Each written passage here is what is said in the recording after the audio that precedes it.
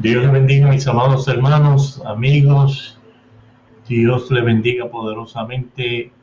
Qué bueno el poder estar de nuevo con ustedes en esta noche preciosa, noche de bendición, noche de gracia. Espero que hayan pasado un tiempo dentro de esta cuarentena útil, provechosa y creativa, y que el Señor siga impartiendo en nosotros las fuerzas y la bendición para poder seguir siendo pacientes y sobre todas las cosas crecer en este proceso.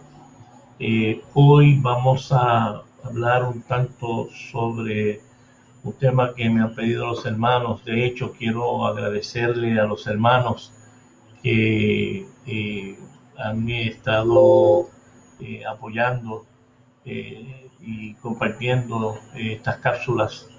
Estamos dando un enfoque, un tono más del comportamiento humano y sin dejar el aspecto bíblico y sin dejar los valores del cristianismo. Y agradezco a los hermanos y a las hermanas, los amigos, las amigas que de una forma u otra nos han apoyado y que constantemente comparten sus comentarios, sus opiniones a través del mensaje y de los textos. Así que muchas gracias. Hoy vamos a trabajar el tema de la preocupación. La preocupación, que es diferente a la ansiedad. La preocupación es conducente, lleva a la ansiedad. La ansiedad, como he dicho en la cápsula anterior, si no la han visto, les aconsejo que den una revisada y le dediquen tiempo a verlo para edificación de sus vidas. Es más bien una emoción, es un estado anímico que puede rayar en histeria y puede rayar hasta inclusive en unos comportamientos inapropiados, hasta neuróticos.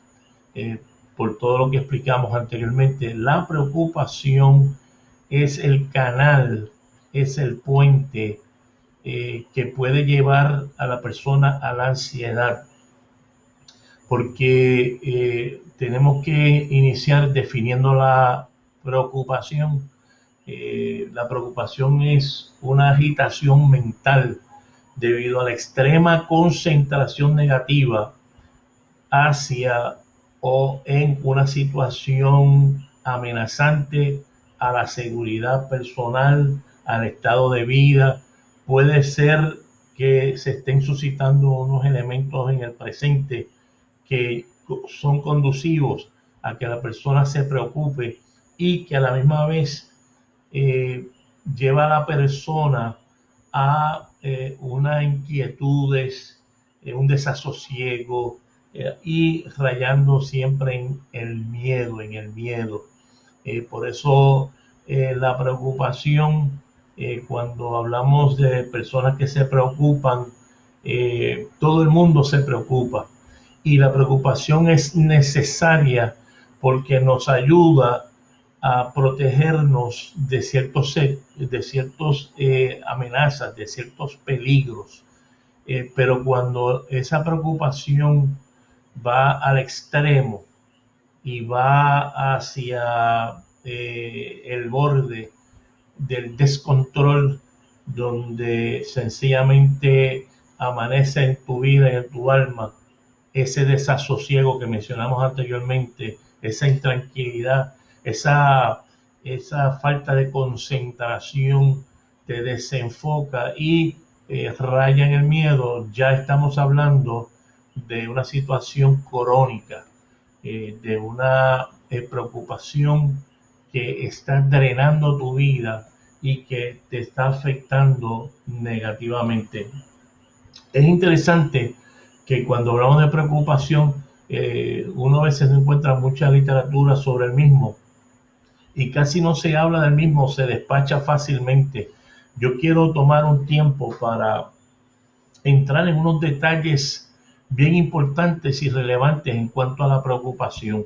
Sabemos que es una agitación, un estado anímico que va al extremo negativo. La persona siente que está siendo sencillamente su vida puesta en peligro, como hemos dicho anteriormente, pero algunas características de la preocupación es que la preocupación es un enemigo silente. Es igual que la diabetes, que la presión alta, son enemigos silentes. Uno no se da cuenta, muchas veces la persona no se da cuenta de cuán preocupado está o cuánto, que yo creo que es donde más entra el detalle, cuánto la preocupación está afectando tu vida negativamente. Porque repito, para aquellos que se están conectando ahora, la preocupación es necesaria para ayudarte a proteger de ciertos peligros, pero cuando raya, cae en el extremo, cuando se convierta en crónica, ya está afectando tu vida y tu salud integral. Y es silente, es bien silente, pero la otra cosa que es engañosa, la preocupación es engañosa porque te lleva a concluir, a pensar, te lleva a crear un mundo que no es real, o unas situaciones que no son reales, parecidas a la ansiedad, que son estados anímicos que miran hacia el futuro de una forma negativa. Pero la preocupación es engañosa porque la preocupación te lo hace creer, te lo pone tan real y es uno mismo, es ese gimnasio, esa gimnasia mental que hacemos, que cuando raya en lo crónico, y tengo que seguir repitiendo esto, sencillamente nos engaña, nos hace creer o decir cosas que no son reales porque estamos respondiendo a un futuro incierto, irreal y peligroso que lo traemos al presente.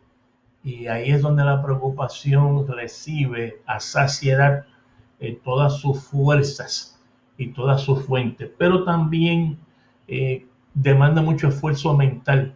Y por eso digo que es silenciosa y es engañosa, porque uno está con la persona que está preocupada constantemente o preocupado constantemente, al final del día tiene un agotamiento emocional, sentimental, mental, está agotado porque, repito, sin darse cuenta o dándose cuenta, la persona ha invertido un esfuerzo emocional, espiritual, físico, porque ha mantenido esa intensidad de una preocupación engañosa, silente y que le está haciendo daño, creando un mundo que no existe. Pero también es interesante que hay dos mitos, hay unos cuantos mitos en torno a la preocupación. Y la preocupación tiene el mito de que sencillamente la persona piensa a veces que se asocia a la personalidad, porque se cree que la persona que siempre se preocupa o que raya en esa preocupación crónica es la persona que tiene una personalidad caprichosa o una personalidad de inseguridad o una personalidad narcisista, egoísta. Todo tiene que rodear alrededor de esa persona y necesariamente esos no son los parámetros para determinar si la persona se está preocupando porque tiene cierto tipo de personalidad, tipo alfa, tipo beta, o como se decía antes, sanguíneo, etcétera, etcétera, etcétera, bien, bien atrás. Pero hoy en día ese mito no podemos seguir dándole paso, porque la persona puede ser una persona de una personalidad afable, callada, introspectiva, y con todo eso todavía rayar en la preocupación crónica.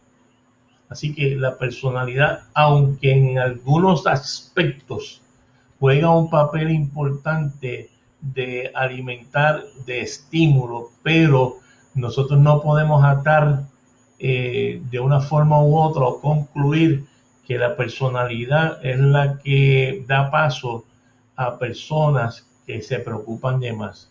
Esos mitos hay que terminarlos. Y el otro mito es cuando se entiende que hay que definir qué es normal y qué es anormal, qué es apropiado y qué no es apropiado. Usted no puede juzgar a una persona que se preocupa mucho porque para sus parámetros, desde su contexto, desde su personalidad, desde su universo y su mundo, lo que es normal para usted a lo mejor no es normal para la otra persona. Y lo que no es normal para usted, a lo mejor es normal para la persona. Así que hay que bregar con ese mito de que nosotros a veces le decimos a la gente, ¿y tú te preocupas por eso? Pero si eso es una tontería.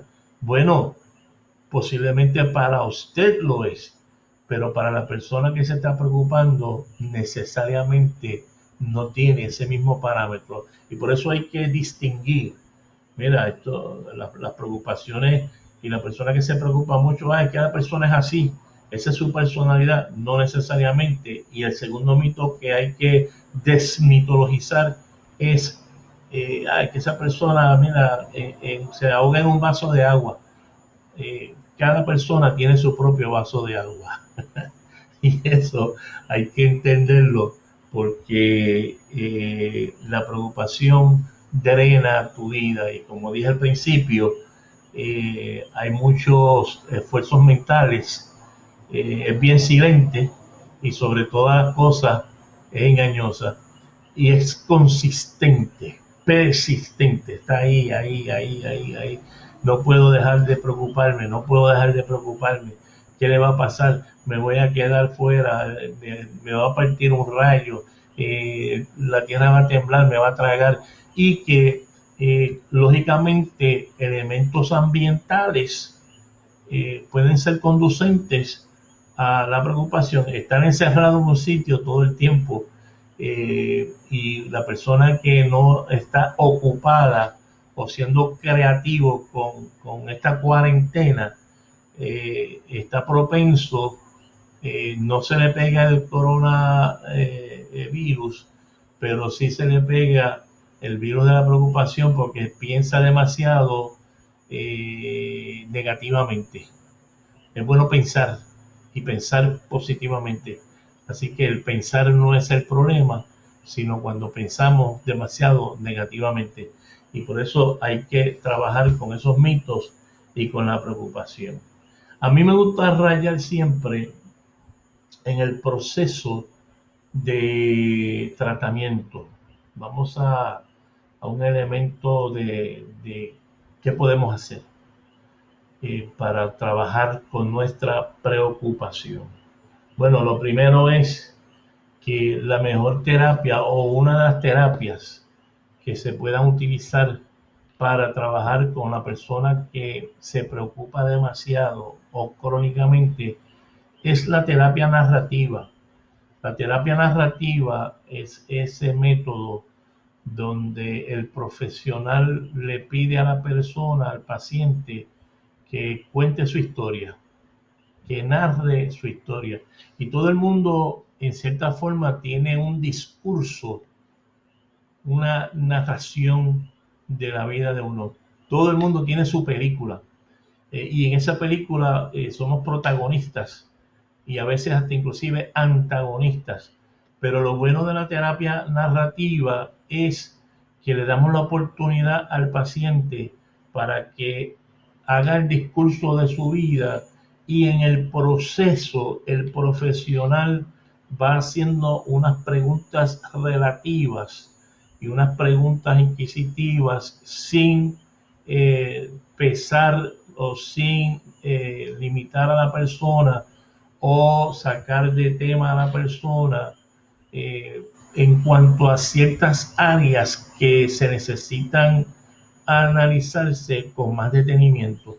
porque lo que queremos es en esa terapia narrativa al paciente contar su historia, la historia de su vida, descubrir algunas experiencias que a veces uno, por no sentir el dolor de las mismas, las opaca, las elimina o no les hace caso, las pone en el freezer del olvido y no entiende que a veces son esas experiencias las que han marcado al paciente o han marcado la vida de uno, que son conducentes a que seamos más propensos en la preocupación y que no tengamos las herramientas o no hayamos desarrollado las herramientas que vamos a hablar más adelante para combatir el elemento de la preocupación.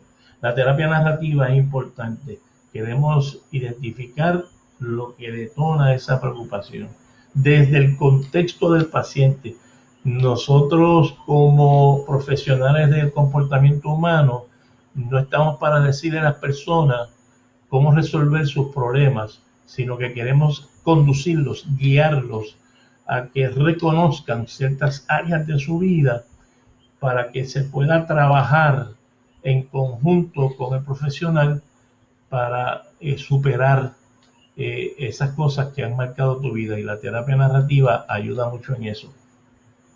Pero también lo que queremos hacer con la persona que se preocupa demasiado, si usted conoce a alguien o tiene un amigo, un familiar, una persona que estima que se preocupa demasiado, lo que queremos hacer es enfatizar que hay que vivir el presente.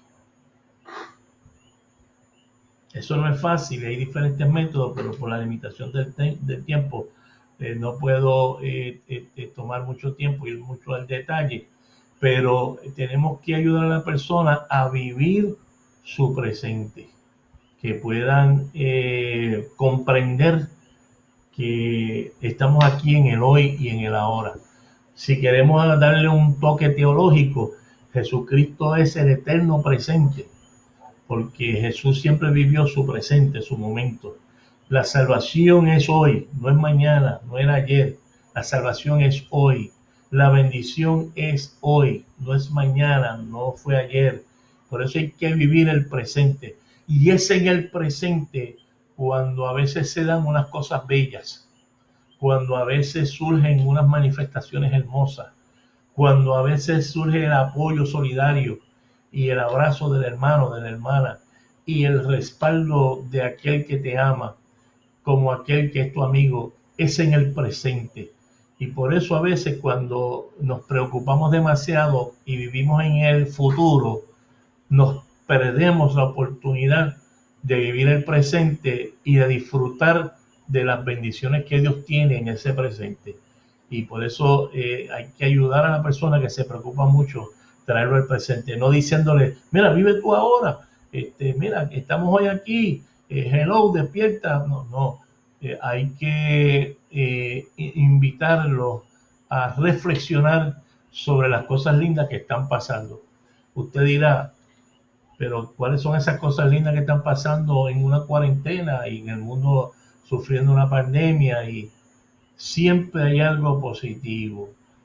Este tiempo ha podido ser un tiempo para dedicarle más tiempo al Señor, para estar más con la familia, para poder ser creativo, para volver a poner sobre la mesa el plan de tu vida y empezar a ser crítico, analítico en dónde estás y dónde quieres ir.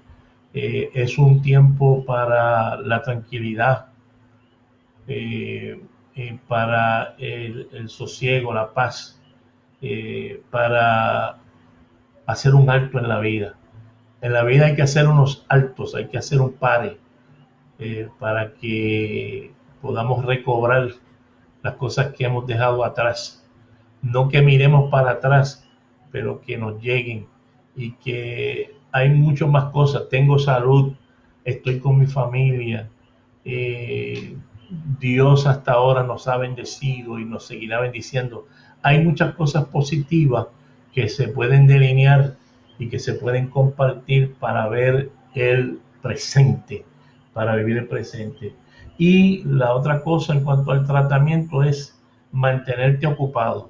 Tienes que mantenerte ocupado. Si estás en un ocio no provechoso, si no estás meditando, si no estás siendo creativo y no te mantienes ocupado, tu mente puede divagar por los anales de la preocupación, creando mundos fantásticos o fantasiosos, peligrosos y conducentes a inquietarte y a llevarte a la ansiedad. Tienes que mantenerte ocupado porque es relevante en este proceso. Y un último proceso, antes de ir a la parte final del tema de hoy sobre la preocupación, y agradezco a los hermanos que se han conectado. Queremos indicar que hay que entender lo que implica, qué significa confiar en Dios. Esa es clave para el pueblo de Dios y para todo buen amigo y amiga. ¿Qué significa confiar? ¿Qué cosas ha pasado en mi vida que han roto mis puentes de confianza? Y si tengo que rescatarlo, volvemos a la terapia narrativa para reedificar esos puentes, porque si yo confié en alguien y me faltó, me falló, me traicionó, ¿cómo puedo confiar en Dios? Si yo he sido traicionado en unas áreas, ¿cómo puedo confiar en Dios? Si he pasado unas experiencias que han puesto en tela de juicio lo que son las relaciones interpersonales, y cómo yo puedo esperar lo mejor si siempre me han dado lo peor.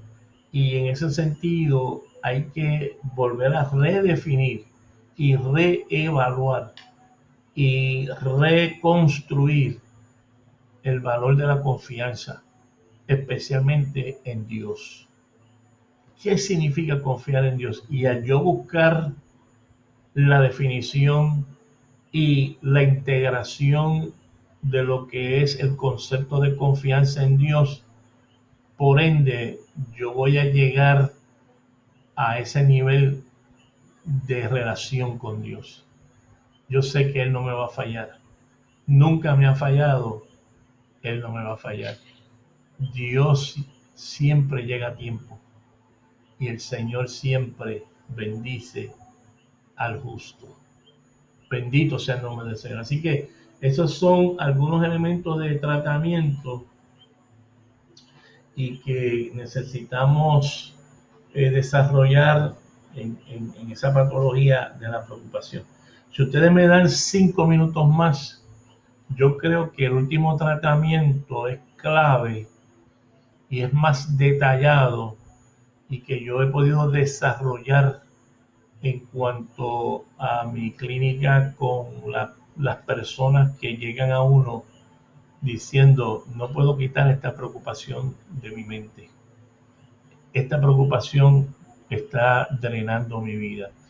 Yo, cuando me llegan así pacientes, yo lo que trabajo es con el aspecto emocional, porque la preocupación se genera desde esa parte cerebral, desde el intelecto, lo cognitivo, y a mí me parece que hay 6 áreas rapiditas, las voy a compartir para que podamos mejorar y superar esa debilidad crónica de preocuparnos de más. Lo primero es, yo trabajo en la resiliencia. Vamos a ver qué estamina tiene la gente. A veces la gente está, y lo voy a decir así metafóricamente, caminando sin gasolina, con el tanque vacío. Hay que desarrollar una estamina. Hay que llenar el tanque. Yo siempre sugiero que la gracia de Dios es suficiente. Hay unos elementos de fe que pueden ayudarte a desarrollar una resiliencia. Y la persona resiliente es que puede estar pasando por crisis. No es que está falto de crisis o exento de crisis. Esa persona que está pasando por crisis, sin embargo, es como el roble, sus raíces están profundas, arraigadas sobre el fundamento y no es inmovible. Esa resiliencia hay que trabajarla y eso es lo primero que yo siempre me gusta trabajar con mis pacientes. Lo segundo es, quiero ver la intuición social de la persona.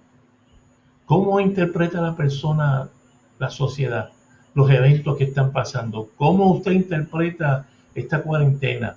¿Cómo usted interpreta las muertes que están sucediendo ahora en Nueva York, que han muerto unos cuantos pastores? Lamentablemente, desafortunadamente, lo lamentamos mucho. Pero ¿cómo interpretamos eso? La intuición social. ¿Cómo usted interpreta los eventos que están ocurriendo a su alrededor?